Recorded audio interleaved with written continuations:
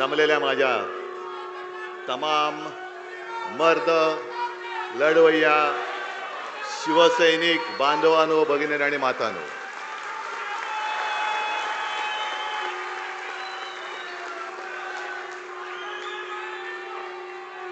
काही क्षण असे येतात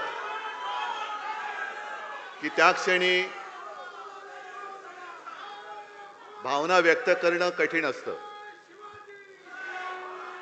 आणि तसाच आजचा हा क्षण आहे. लोकसभा निवडणुकांच्या निकालानंतर आपल्या शिवसेनेचा वर्धापन दिनाच्या निमित्ताने होत असलेला पहिला जाहीर कार्यक्रम आहे. मी सर्व शिवसैनिकांना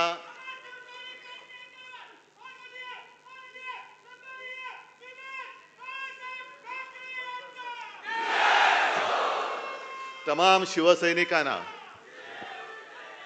आपल्या शिवसेनेच्या मी वर्ष नाही मोजत, कारण शिवसेना म्हटल्यानंतर नवचैतन्य आणि तरुणाई आलीच पाहिजे. त्याच्यामुळे वर्ष किती होऊ द्यात, या वर्धापन दिनाच्या मी शुभेच्छा देतोय. साहजिकच आहे, गेल्या आठवड्यात आपली महाविकास आघाडीची एक पत्रकार परिषद झाली. सगळे आपले घटक पक्ष सोबत होते, काँग्रेस होती, राष्ट्रवादी, इतर सर्वच. त्याच वेळेला मी सर्वांना धन्यवाद दिलेच आहे.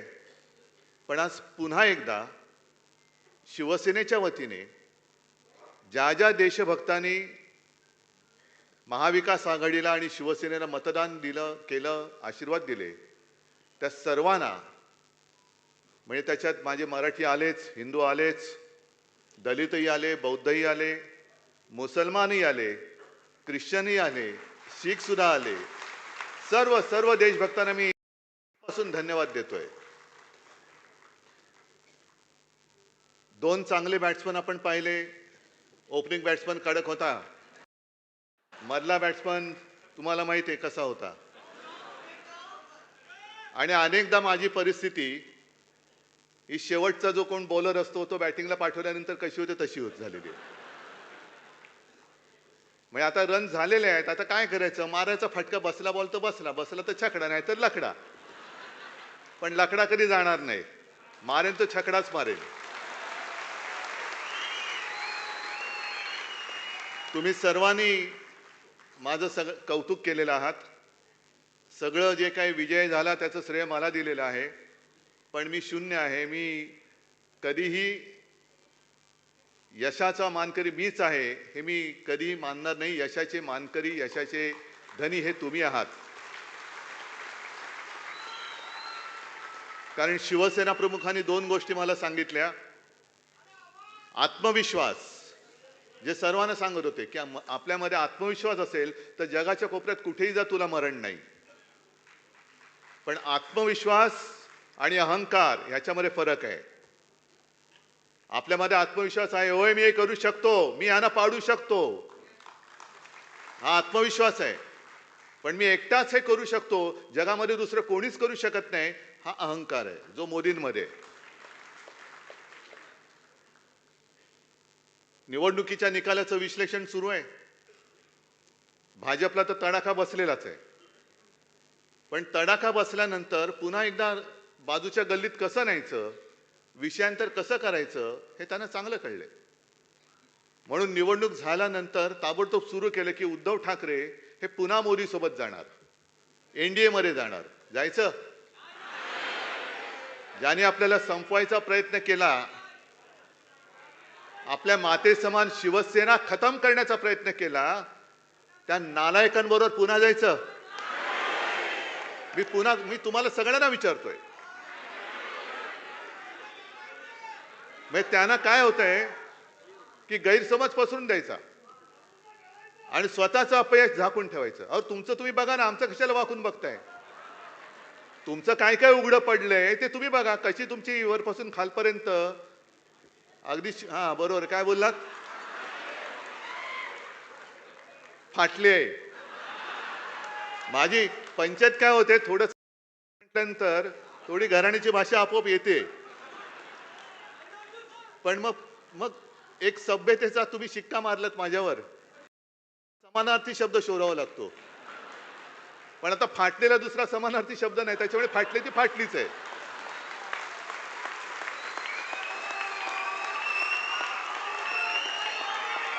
तर ते नाही झाकून ठेवायचं. मग उद्धव ठाकरे एनडीएत जाणार. आता मध्ये कोणीतरी काढलं भुजबळ शिवसेनेत जाणार. मला प्रश्न विचारले, म्हटलं तुमच्याशी भुजबळ बोललेत?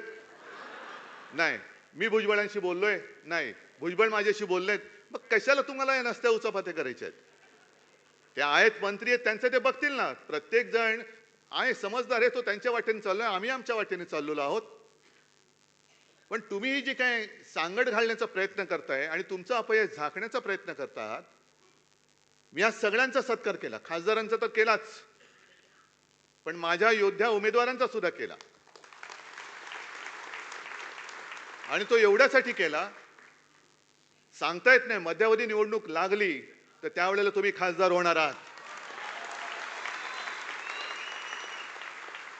हे सरकार काय चालेल असं मला वाटत नाही आणि चालू नये असंच माझं मत आहे.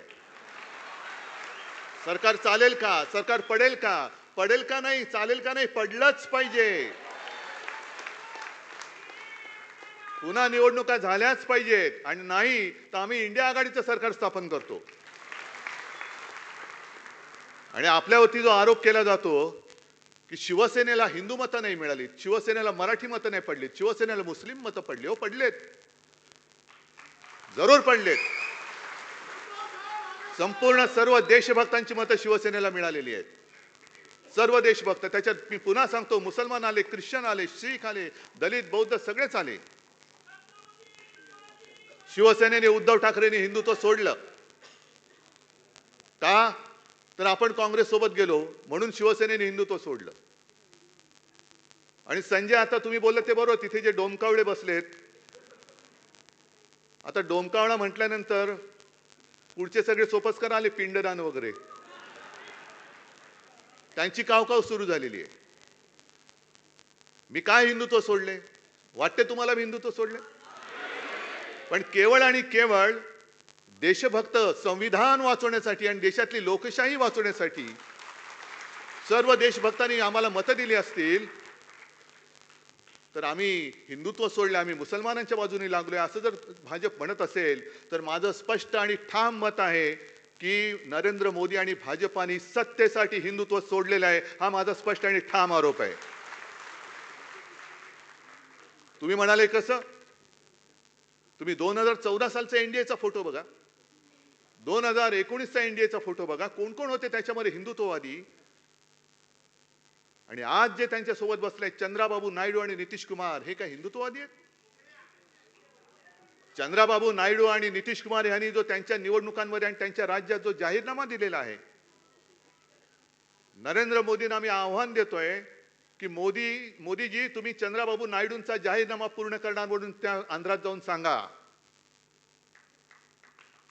काय त्या जाहीरनाम्यामध्ये चंद्राबाबूंनी तिथल्या मुस्लिम समाजाला काही वचनं दिलेली नाहीयेत? नितीश कुमारनी बिहारमध्ये काही तिथल्या मुस्लिम समाजाला काही आश्वासनं दिलेली नाहीयेत? आमच्यावरती जेव्हा तुम्ही आरोप करता त्यावेळेला तुमच्याच टोप्या घातलेले फोटो कितीतरी आहेत ना. हे बघा, हे सुद्धा मुस्लिम आहेतच ना. पण आमच्याकडे चोरीमारी नाहीये, कारण या मुस्लिम समाजाला माहिती आहे की शिवसेना वार करेल तर समोरून करेल, यांच्यासारखा पाठून वार करणारे आमचे अवलाद नाहीये. आम्ही लढू तर समोरून लढू, पण सरकारी यंत्रणेचा वापर करून, दुरुपयोग करून,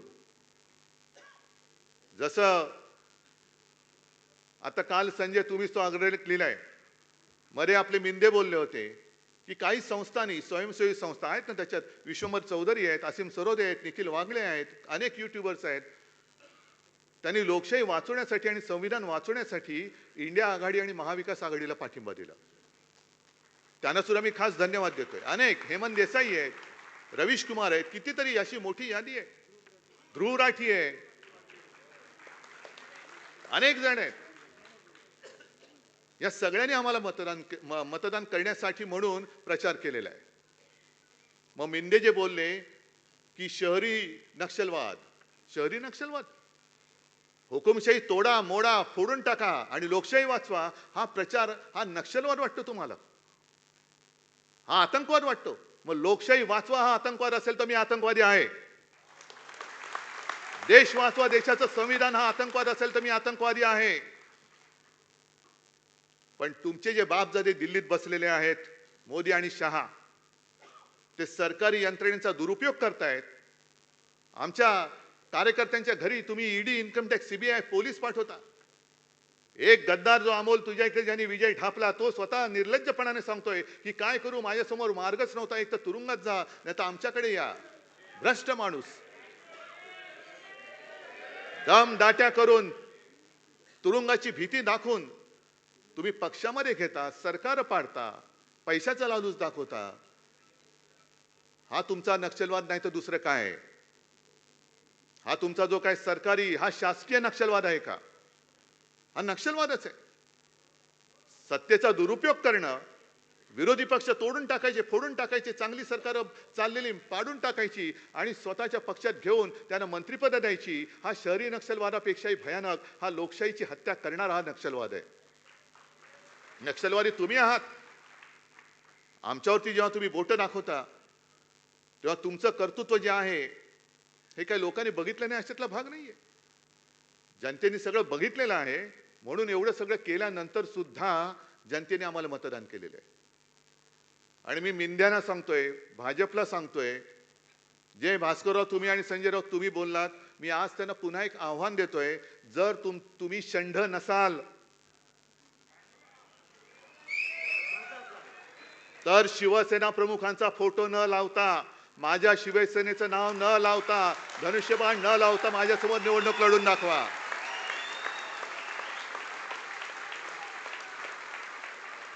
आणि नाही तर चंड म्हणून गावामध्ये फिरा, विजेते म्हणून फिरू नका. मला अभिमान आहे, एका गोष्टीचा मला अभिमान जरूर आहे की या वेळेला आम्ही शिवसेना प्रमुखांखेरीज दुसरा कोणाचाही फोटो वापरला नाही आणि यापुढे सुद्धा वापरणार नाही. मोदींचा अजिबात वापरणार नाही. आणि मोदीजी, मी तुम्हाला आमंत्रण देतोय, विधानसभेचा प्रचार महाराष्ट्रात आत्तापासून सुरू करा. मी आहे आणि तुम्ही आहे, फक्त या षंडांना बाजूला ठेवा.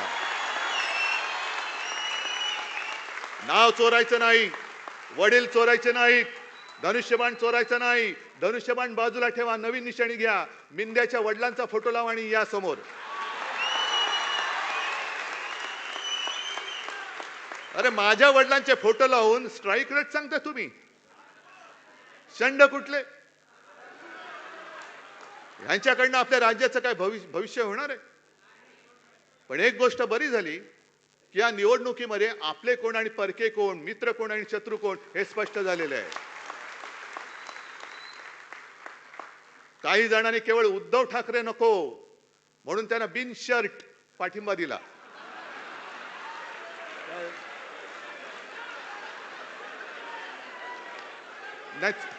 बिन शर्ट, अरे उघड पाठिंबा म्हणजे बिन शर्ट.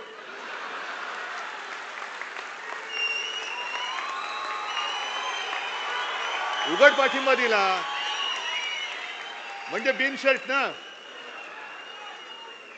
मग बरोबर का चूक आहे?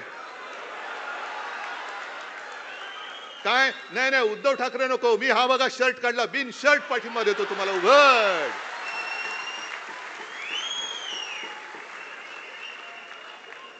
काही जणांनी भाजपला विरोध करण्याचं नाटक करून, ढोंग करून पाठिंबा दिला, लढण्याचं नाटक करून केलं. अरे आम्ही नाटकं करणारी माणसं नाहीत.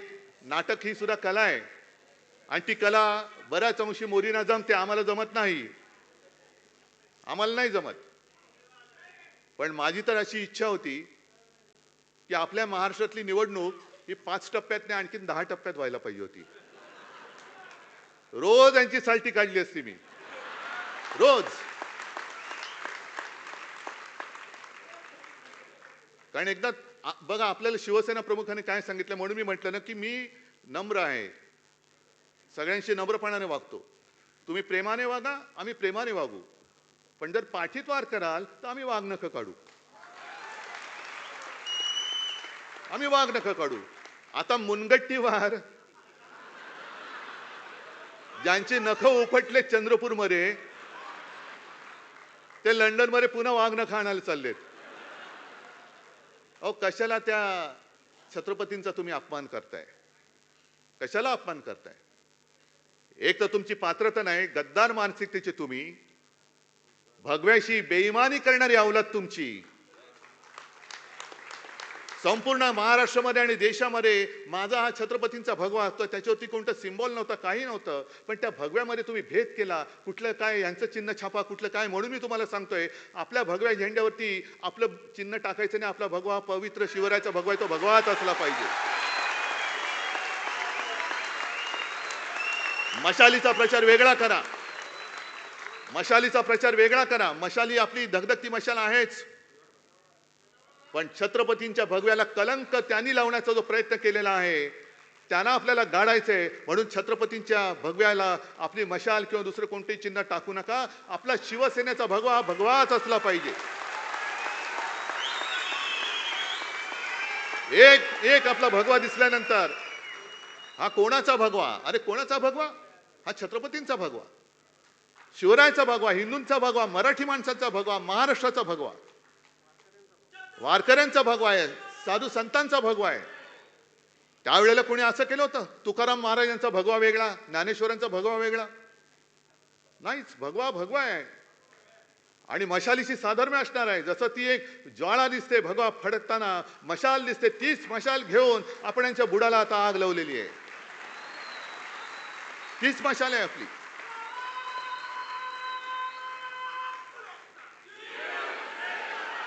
आता नवीन त्यांनी प्रभारी नेमलेत महाराष्ट्रामध्ये. कोण? भूपेंद्र यादव. आणि काय यांचा इतिहास? म्हणजे मंत्री म्हणून नालायक ठरलेत, अपघात मंत्री. काय कोण? वैष्णव, अश्विनी वैष्णव मंत्री म्हणून नालायक ठरलेत. बरं झालं त्यांनी महाराष्ट्राचा कारभार बघायला त्यांच्याकडे दिले, कारण महाराष्ट्रामध्ये सुद्धा आता आणखीन मोठं त्यांचा हे होणार आहे, खालसा होणार आहेत ते. भूपेंद्र यादव सुद्धा पाठीकडे पडलेत, कारभार म्हणून शून्य. जर तुम्ही देशाच्या मंत्र्यांना पक्षाचं काम देणार असाल तर देशाचं काम करणार कोण? आणि असे मंत्री तुम्ही तुमच्या पक्षाच्या कामाला जुंपले तर रेल्वेचे अपघात होणार नाही तर आणखीन काय होणार? म्हणजे सरकार कोणासाठी आहे? कोण चालवते सरकार? मग इथे जे आमचे बसले तुम्ही त्यांना काय म्हणालात? बरोबर बोललात. मग ते पुन्हा येईन म्हणणारे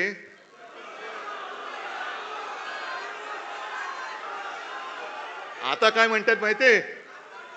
जाऊ द्या ना घरी, आता वाजवले ना 12. आता जाऊ द्या घरी, जाऊ द्या, वाजवले की 12 तुमचे. म्हणजे 12 वाजले आता जाऊ द्या. ते बोलतात नाही 12 बज गया और सत्यानाश करो. काय कोणाची महाराष्ट्राची काय नाळ जोडलेली नाही, काही जोडलेलं नाहीये. कुठे काय झाल्यानंतर जबाबदारी घ्यायची कोणाची ताकद नाहीये. असं हे सगळं सरकार चाललेलं आहे. त्याच्यामध्ये आणखीन आता विधान परिषदेच्या निवडणुका आल्यात. एक पदवीधर शिक्षक, मुंबईच्या दोन्ही आपण लढतो, मला दोन्हीच्या दोन्ही विजय पाहिजेत. नाशिक शिक्षक लढतोय, मला नाशिक शिक्षक सुद्धा यावेळेला जिंकून पाहिजे. आता लढाई सुरू झालेली आहे. आता थांबायचं नाही. आता शेवटचा विजय मिळेपर्यंत थांबता येणार नाही आपल्याला. पण त्याच बरोबरीने आणखीन 11 विधान परिषदेच्या जागांची निवडणुकीची घोषणा झालेली. 11 ज्या आमदारांच्या मतांवरती निवडून येणार. मला सुप्रीम कोर्टाला एक विनंती करायची की किती तुम्ही अंत बघणार आहात? अपात्रतेचा निर्णय जो शिवसेनेच्या बाबतीत तुम्ही खोळंबून ठेवलेला आहे, राष्ट्रवादीच्या बाबतीत ठेवलेला आहे, ते 40 आमदार जर का अपात्र झाले तर ही निवडणूक होऊ शकेल का? आणि यांच्या अपात्रतेबद्दल टांगती तलवार असताना ही निवडणूक होऊ कशी शकते? मग आता हे काय सांगतील? निवडणूक प्रक्रिया सुरू झाली. प्रक्रिया सुरू केलीच कशी? झालीच कशी? अपात्र आमदार, गद्दार आमदार हे मतदान करू कसे शकतात? न्याय मिळाला पाहिजे, बरोबर आहे. पण न्यायालय जर का विलंब लागत असेल तर मी मागे सुद्धा बोललो होतो, शिवाजी पार्कवरती बोललो होतो, अरे रुग्णामध्ये जोपर्यंत जीव आहे तोपर्यंत त्याला औषध द्या, श्वास सोडल्यानंतर ऑक्सिजन घेऊन धावत धावत आला, शेवटी न्याय मिळाला. अरे मेला तो, मेला आता तो. मग काय करायचं, त्याच्या कबरीवर व्हायचंय नुसतं तुमचा नाही, काय करायचं काय? ही लढाई ही केवळ कोणाची वैयक्तिक लढाई नाहीये, ही लढाई ही लोकशाहीची लढाई आहे, संविधानाची लढाई आहे. अरे एक लढाई आम्ही जनतेच्या न्यायालयामध्ये जिंकलेलो आहोत,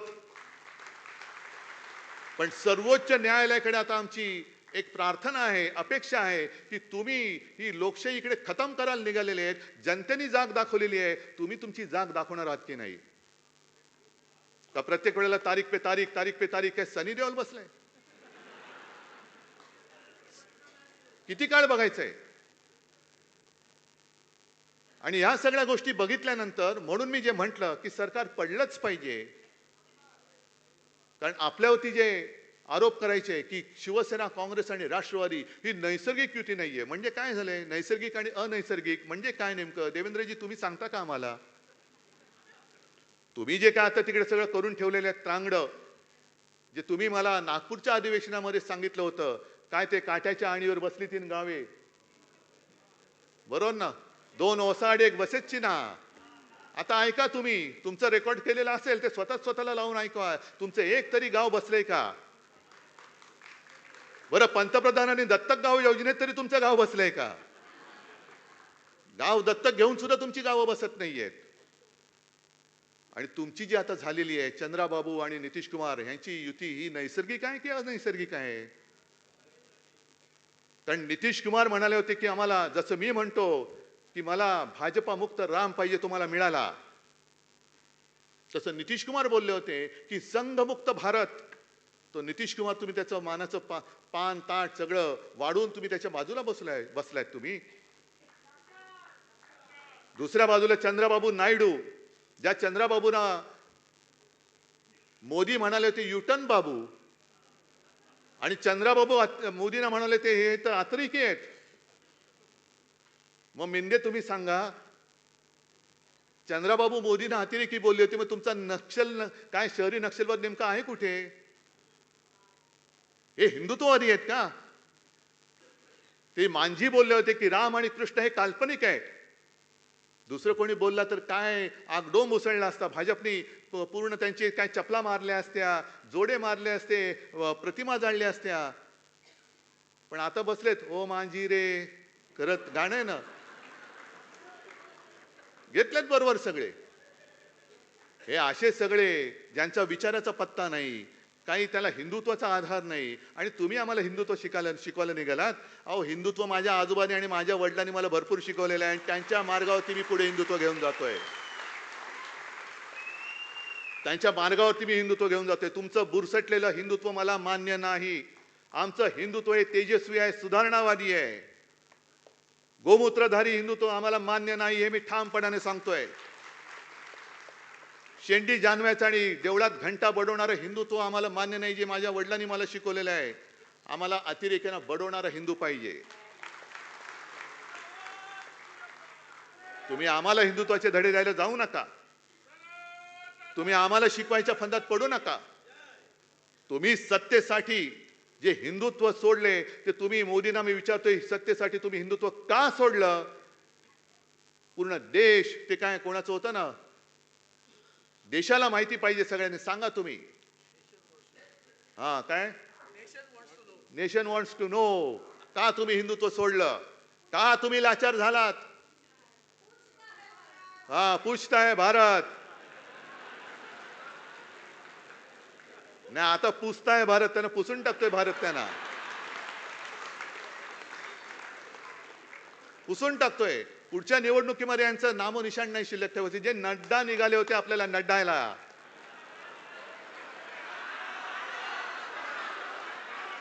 की फक्त भाजपा शिल्लक राहील. नड्डाजी, नड्डा संभाल के रखो. या देशात शिवसेना संपवण्याचे प्रयत्न प्रत्येक वेळेला झाले. शिवसेना त्यांना पुरून उरलेली आहे. त्याच्यामुळे मी भारतीय जनता पक्षाला सांगतोय, जे मगाशी एक थोडंसं राहिलं, शिवसेना प्रमुखांनी जे मला सांगितलं की आत्मविश्वास आणि अहंकार यातला फरक फरक लक्षात ठेव.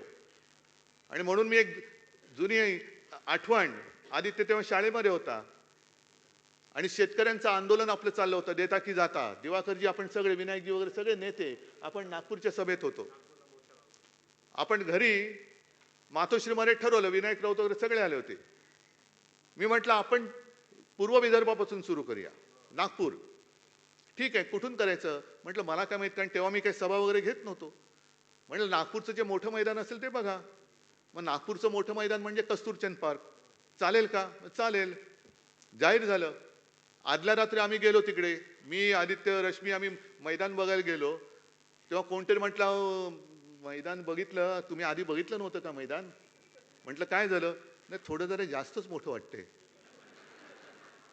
दुसऱ्या दिवशी सकाळपासून जे तिकडे रीग लागली, आदित्य जाऊन खिडकीत बघायचा आणि मला येऊन सांगायचा, बाबा आजची तुझी सभा सॉलिड होणार आहे. मी त्याला सांगितलं, लक्षात ठेव आदित्य, ही माझी सभा नाही, तुझ्या आजोबांची सभा आहे. सभा प्रचंड झाली, म्हणजे ओसंडून वाहत होतं कस्तुरचंद पार्क. आणि त्या पार्कात कोणी सभा घ्यायची हिंमत करत नव्हतं, हे मला नंतर कळलं. एक आपल्या शिवसेना प्रमुखांनी घेतली होती, अटलजींची सभा, आणि इंदिराजींनी घेतली होती असं म्हणतात. त्याच्यानंतर चौथा कोणी तोपर्यंत सभा घेणारा नव्हता. मला काय, मी घेतली सभा, ओसंडून व्हायलं. संध्याकाळी घरी आलो, शिवसेना प्रमुखांनी मला विचारलं, काय रे कशी झाली सभा? मी त्यांना सांगितलं आणि म्हटलं की आदित्य मला म्हणाला की खिडकीत बघून, कारण तो जेव्हा जेव्हा खिडकीत बघायचा तेव्हा ट्रक, रिक्षा, टेम्पो, म्हणजे जे मोदी म्हणाले ट्रक टेम्पो तसे नाहीत, लोकांनी भरभरून चाललेत, झेंडे घेऊन चाललेत, शिवसेना जिंदाबाद घोषणा देत चाललेत. तर मी बाळासाहेबांना सांगितलं की मी आदित्यला सांगितलं, आदित्य मला म्हणाला, बाबा आजची तुझी सभा सॉलिड होणार आहे. तर मी त्याला सांगितलं की आदित्य, माझी सभा नाही, तुझ्या आजोबांची सभा आहे. बाळासाहेबांनी मला थांबवलं, मला म्हणाले, ही माझी सभा नाही, तुझ्या आजोबांची सभा आहे.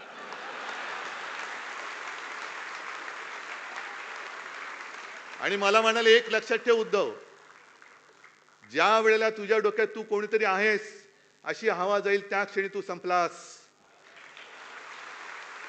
आपण जे काही आहोत ते पूर्वजांच्या पुण्याईवरती आहोत. आणि स्वतः बाळासाहेब म्हणाले, अरे मी कोण आहे, माझ्यासाठी एवढी लाखो लोक काय येतात, असं काय आहे माझ्यामध्ये, का माझं लोक ऐकतात? मी साधा माणूस आहे, पण फक्त आणि फक्त आपल्या पूर्वजांचे आशीर्वाद माझ्या मागे आहेत, म्हणून माझं ऐकायला लोक येतात. तसंच मी सुद्धा शून्य आहे, मी सुद्धा शून्य आहे. आणि बाकी सगळे तुम्ही जे आहात, तुम्ही शून्याच्या मागे उभं राहायचं का पुढे उभं राहायचं हे ठरवणारे तुम्ही लोक आहात. शून्याच्या मागे उभं राहिलं तर काय किंमत असते आणि पुढे उभं राहिलं तर काय किंमत असते. मी लढतो ते तुमच्या हिमतीवरती आणि तुमच्या भरोश्यावरती लढतो. मी लढतो ते मी माझ्या महाराष्ट्रासाठी लढतो. मी लढतो ते आपल्या मुंबईसाठी लढतो. आणि मी लढतो तो देशभक्तांच्या न्याय हक्कासाठी लढतो. आणि म्हणूनच ही लढाई, ठीक आहे, काही योद्धे आपले पराभूत झाले, पण लक्षात ठेवा, या कठीण प्रसंगामध्ये आपण जगाला एक दाखवून दिलेलं आहे, भाजप सुद्धा अजिंक्य नाही, मोदी सुद्धा अजिंक्य नाहीत, मोदींचे पाय सुद्धा मातीचेच आहेत, हे आपण सिद्ध करून दाखवलेलं आहे. आणि जेव्हा इतिहास लिहिला जाईल तेव्हा ओमराजे, तुझं एक वाक्य मी सांगतोय, पुढे गेलो ओमराजे. ओमराजे एक चांगलं वाक्य बोलला होता. ओमराजेने सभेत विचारलं होतं, खंडोजी खोपडे, सूर्याजी पिसाळ ही नावं घेतल्यावर आपण काय म्हणतो? किती वर्ष झाली त्यांना? अजूनही त्यांच्या कपाळावरचा गद्दारीचा ठसा पुसू शकले नाही, तर ह्या गद्दारांचा कधी पुसला जाणार? आणि इतिहासामध्ये नोंद ही गद्दार म्हणून आपली व्हायला पाहिजे का योद्धा म्हणून व्हायला पाहिजे? मी म्हणेन, हार जीत होत असते, निवडणूक हारलो तरी उद्या जिंकेन, पण जर हिम्मत हारलो तर पुन्हा जिंकू शकणार नाही. मी हिम्मत हारणार नाही, मी हिम्मत तुम्हाला हारू देणार नाही. काही ठिकाणी निवडणूक जरूर हरलो असेल, जिवारी लागलाय माझा पराभव, पण हा पराभवाचा वचपा मी तिथे विजय मिळवून दाखवल्याशिवाय राहणार नाही, ही शपथ घेतो आणि आपली रजा घेतो. जय हिंद, जय महाराष्ट्र.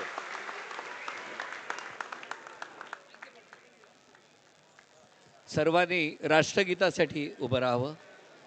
जरा वेळ थांब, एक मिनिट. पोडियम बाजूला घ्या. Podium podium podium